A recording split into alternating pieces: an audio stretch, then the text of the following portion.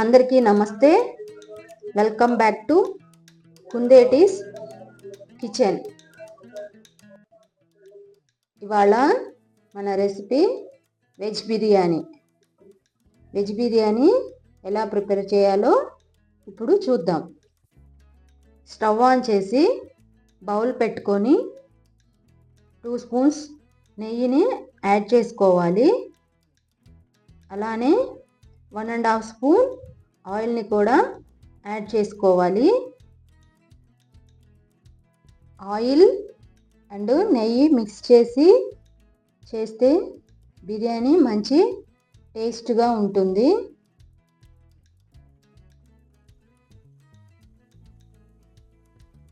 Oil heat అయిన తర్వాత దీనిలోకి మసాలా దినుసులన్నీ యాడ్ చేసుకోవాలి.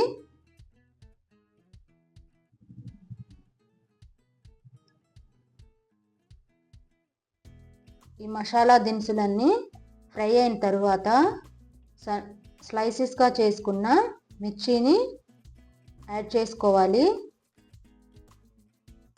అలానే మీడియం సైజ్ ఆనియన్ని స్లైసెస్లా కట్ చేసుకొని వేసుకోవాలి. ఈ రెండు గోల్డెన్ బ్రౌన్ కలర్కి వచ్చే వరకు ఫ్రై చేసుకోవాలి.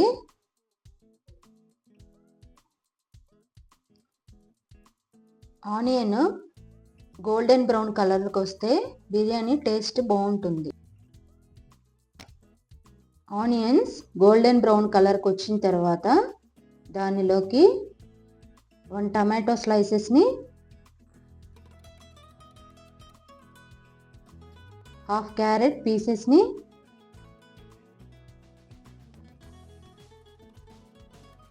1 స్మాల్ సైజ్ పొటాటో పీసెస్ని యాడ్ చేసుకోవచ్చు.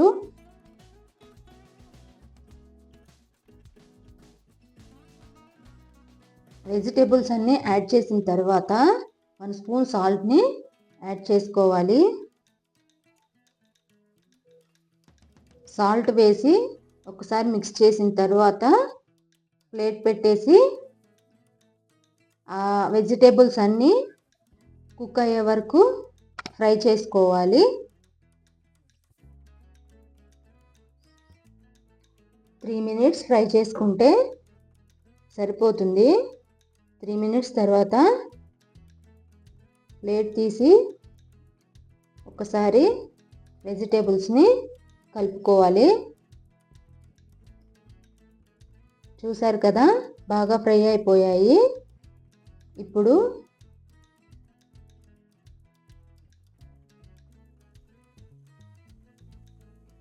వన్ స్పూన్ అల్లం వెల్లుల్లి పేస్ట్, 1/2 స్పూన్ పసుపు,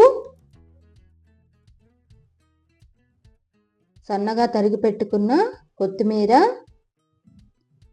అలానే సన్నగా తరిగి పెట్టుకున్న పుదీనాని యాడ్ చేసుకోవాలి.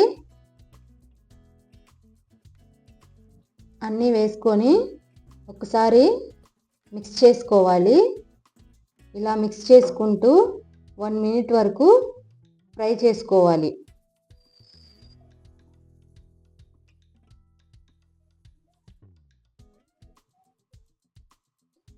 1 మినిట్ ఫ్రై చేసుకున్న తర్వాత 1.5 స్పూన్ బిర్యానీ మసాలాని యాడ్ చేసుకోండి. నేనైతే ఆచి బిర్యానీ మసాలాని ప్రిఫర్ చేస్తాను. నేను వేరే బిర్యానీ మసాలాలు కూడా ట్రై చేశాను, కానీ ఇది ఉన్నంత టేస్ట్ వేరే మసాలాలు నాకు అనిపించలేదు. మీరు కావాలంటే ఆచి బిర్యానీ మసాలాని యూస్ చేసుకోవచ్చు. ఇలా కలిపిన తర్వాత లిడ్ పెట్టేసి కవర్ చేసుకోండి 1 మినిట్.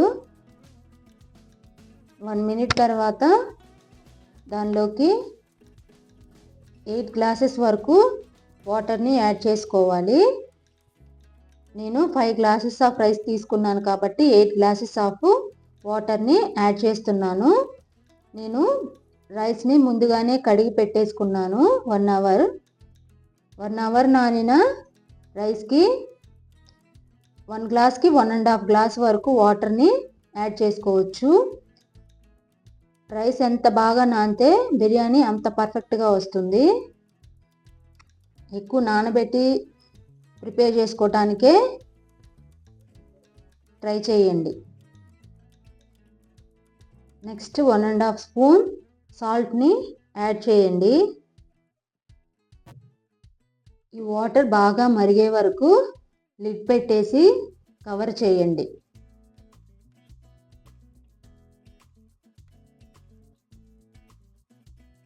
ఇలా వాటర్ బాగా తెరులుతున్నప్పుడు మనం ముందుగానే నానబెట్టుకొని ఉంచుకున్న రైస్ని దీనిలోకి యాడ్ చేసుకోవాలి.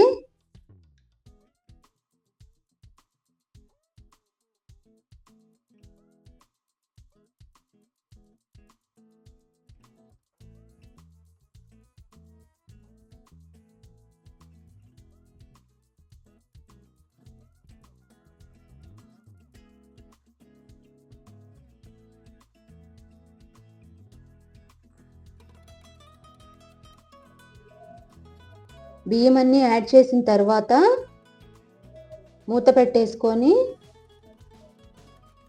రైస్ అంతా ఉడికే వరకు ఉడికించుకోవాలి. మిడిల్లో చెక్ చేసుకుంటూ ఉండాలి. మంటని మీడియం ఫ్లేమ్ నుండి సిమ్ అడ్జస్ట్ చేసుకుంటూ రైస్ని ఉడికించుకోవాలి. హై ఫ్లేమ్లో పెట్టవద్దు. హై ఫ్లేమ్లో పెడితే రైస్ లోపలంతా ఉడకదు. మీడియం ఫ్లేమ్లో ఉంచుకొని ఉడికించుకోవాలి. మిడిల్లో 1 టైం లిడ్ ఓపెన్ చేసి కలిపేసుకోవాలి.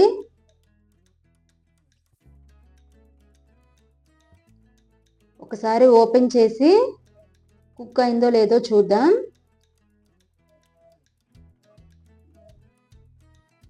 ఇలా గరిటె పెడితే గరిటెకి ఎలాంటి తడి లేకుండా ఉంటే రైస్ కుక్ అయినట్టు.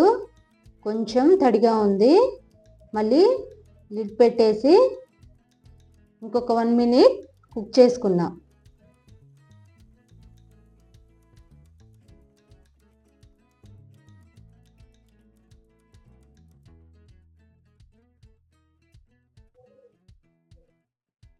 వన్ మినిట్ తర్వాత మరలా లిడ్ ఓపెన్ చేసి ఒక్కసారి చెక్ చేద్దాం. ఈసారి ఎలాంటి వాటర్ లేదు. పర్ఫెక్ట్గా కుక్ అయింది. రైస్ కూడా లోపలంతా కుక్ అయిపోయింది. అంతే, మన వెజ్ బిర్యానీ రెడీ అయిపోయింది. చూశారు కదా, ఎంతో సింపుల్ వెజ్ బిర్యానీ. మీరు ఇంట్లో ట్రై చేసి ఎలా వచ్చిందో నాకు కామెంట్స్లో తెలియచేయండి. అలానే మీ ఫ్రెండ్స్కి, రిలేటివ్స్కి షేర్ చేయండి.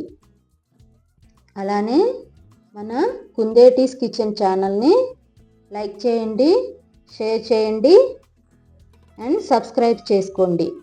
నా నోటిఫికేషన్స్ మీ వరకు రావటం కోసం పక్కనే ఉన్న బెల్ ఐకాన్ని క్లిక్ చేయండి. నేను ఎప్పుడైతే వీడియోస్ పోస్ట్ చేస్తానో అవి అప్పుడు మీకు నోటిఫికేషన్స్గా కనపడతాయి.